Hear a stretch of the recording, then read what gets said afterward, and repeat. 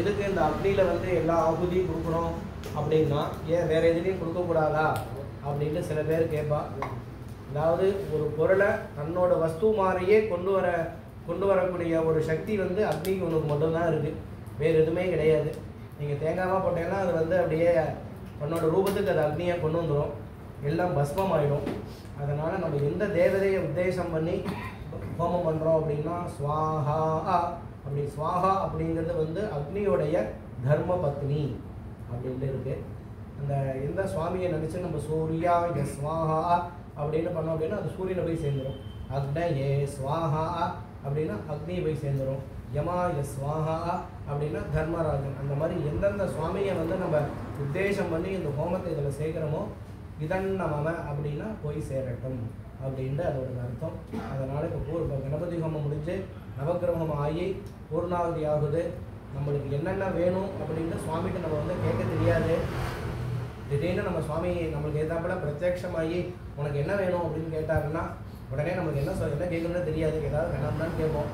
அதனாலே பகவான் வந்து என்ன நினச்சிருக்காரு அப்படின்னா என்ன நீ கூட உன்னை நான் தரேன் அப்படின்ட்டுருக்கார். நம்மளோட எண்ணத்தை பகவான்கிட்ட கொடுக்கணும், வேறு எதுவுமே பகவான் நம்மக்கிட்ட கேட்கறது கிடையாது. அதுக்காக தான் வேதத்தில் பார்த்தீங்கன்னா சில பேருக்கு தெரிஞ்சிருக்கும் சமக்கம் அப்படின்ட்டு பேர். அதில் வந்து 330 பிரார்த்தனை இருக்குது.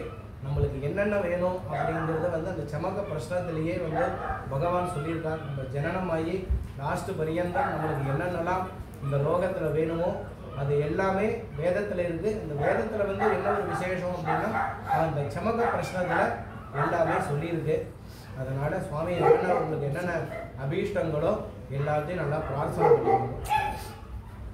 ஓம் யோ தீக்ஷாமதிரே ஜயதி சப்தாஹம் பிரஜரந்தி சப்தவீசீர்ஷன்யா பிராணாः பிராணதீக்ஷா பிராணிரேவ பிராணான் தீக்ஷாமவருந்தே பூர்ணாஹுதிமுத்தமாஞ்சுஹோதி சர்வம் வை பூர்ணாஹுதிः सर्वमेवाप्नोति अथो इयं वे पूर्णाहुतिः अस्यामेव प्रतिष्ठति साङ्गाय सायुधाय सशक्ति सपरिवाराय सर्वालङ्कारभूषिताय अधिदेवता प्रत्यधिदेवता सहिताय वल्लभाम्बा समेत श्रीवल्लभा शक्ति महागणपतये नमः।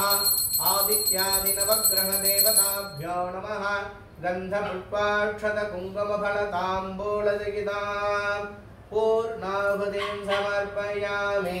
नमः स्वाहा।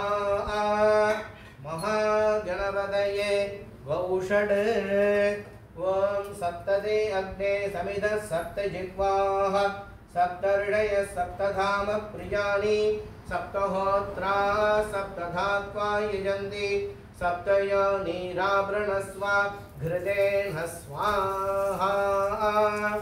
अग्नये सप्तपद इदन्नमः।